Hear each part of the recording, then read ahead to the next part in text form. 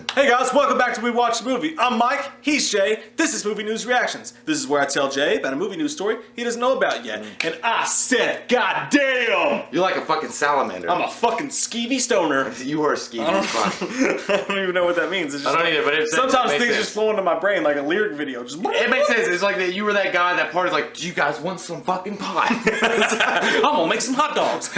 Read fast. He doesn't use the 3 seashells. He doesn't know how to use the 3 seashells. Who doesn't know? Fuck you. John Carpenter says 3 seashells. about The Walking Dead. Threw some shade at The Walking Dead. Okay. Which I think's overrated anyway, but that's I like just me. I like it. He said...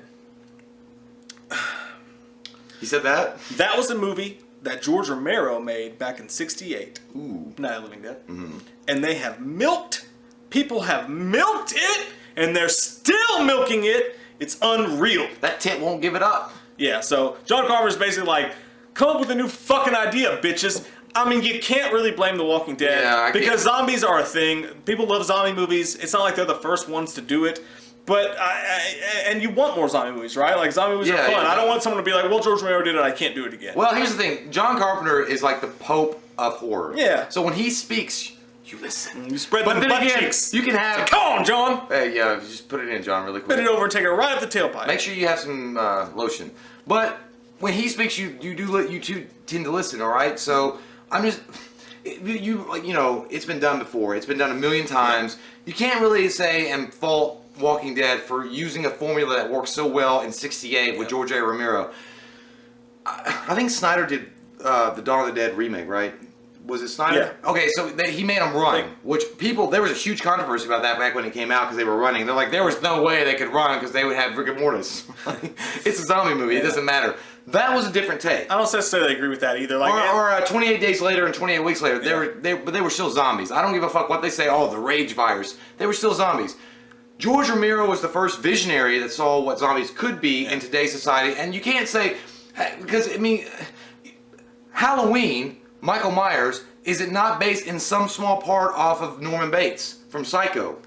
I mean, in some small part. Okay, I'll go there with you, but what I'll say moreover is John Carpenter's vampires. I mean, he wasn't the first one to come up with vampires, so even though I love he didn't copy Death Till Dawn. Right, I love John Carpenter, and I'd probably give him a foot massage.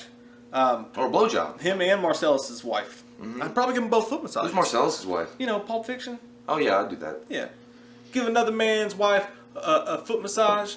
But no, I mean, I love John Carpenter. I think he's right about most stuff. I think he's missed it a little bit on this. But I will say, at the end of the day, I'm not that big of a fan of Walking Dead. I can't get into it. I see why other people love it, and that's great. But every time I've watched it, it did not. I don't see what other people see in it. Well, there are moments that slag in the season of The Walking Dead, but the last couple have been pretty good. He did say something else though. Okay, talking about horror, he said something that we'll both agree with. He said horror is due for a new beginning. It's due for a resurgence. They have to change it. We have to change it up. We can't keep doing these cheap poltergeist movies either. Yeah. Paranormal. It's just a cheap movie. Come on now.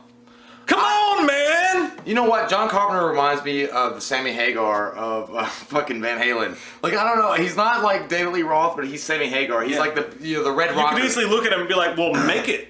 Yeah, that's what I'm saying. Like, I agree with him 100% on that last statement. You know, we as horror fans and as Hollywood, as far as they're concerned with horror, need to reinvent and need to start coming out with fresh, new takes on horror. Yeah. And Mike and I have talked about it many times. Like, actually, Mike and I have come up with plots and scripts like we thought would be really cool to do, but we just don't have the money to do it. I'm sorry, we don't.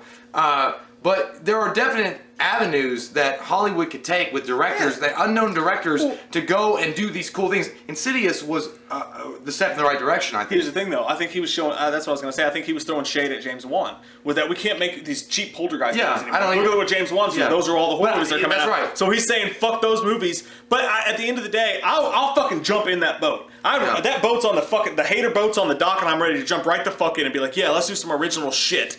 But not a hater the thing is, dude, you got to start directing again. Like, make those movies. Well, the hater, make them. You don't have to. I mean, you're a fucking god. Listen, the hater, he doesn't have to do shit. The hater yacht is only reserved for those people that will sit there and talk shit, but have no solutions whatsoever. If they have no solutions whatsoever, why are you running your mouth? If you are going to say anything or do anything different, and you're just saying, well, we need to come up with something fresh and different, but you're not giving any examples, and you're not actually going out and doing anything. It's kind of what we do here. Yeah, that's what we do. And I'm not throwing quote unquote shade at John Carpenter. I love John Carpenter. I love Halloween. I love the Michael Myers franchise. I love what John Carpenter has done. But at the same time, if you're just going to throw out hate and you're not going to give any kind of resolution, you're not going to give any alternative, then what the fuck are you talking about? Hopefully he will be, because he's producing the new Halloween movie. So hopefully he's gonna fucking fist everyone in horror with his fist. Maybe what he's saying though at the end of the day, and I'm giving excuses to John Carpenter. Okay, I went at him. Right now, I hated on him a little bit, but I'm giving him a hug right now. I'm saying it's okay, John. I'm stroking his ponytail of his hair. But listen, I'm just saying, John Carpenter, here's the thing. If you want to promote new original content, new original horror, then go after these directors that don't get the fucking blowjob from Hollywood that all these other huge horror directors are getting, and promote them. Bring them up with story and ideas that are different, because Hollywood is like saying, no, it's not politically correct, or no, we can't do that because it would send the wrong message. That's the problem.